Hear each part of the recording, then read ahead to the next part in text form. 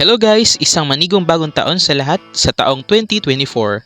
Bilang isang individual na lumaki sa hirap, walang kasing saya ang makapiling ang buong pamilya sa araw ng pagsalubong ng bagong taon.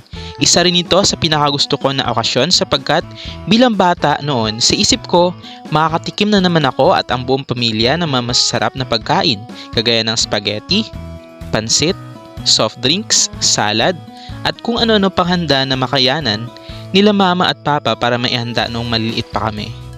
Ngayon namang lumaki na kami, sobrang saya sa pakiramdam na ipaghanda ang aking mga pamangkin, lalong-lalo na sila mama at papa, para pagsaluhan namin para sa pagsalubong sa bagong taon.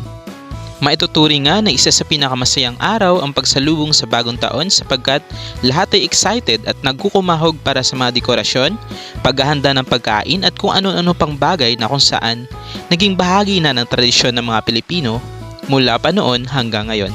Isa nga sa mga inihanda ko nitong bagong taon ay ang spaghetti at macaroni salad na paborito ni Papa.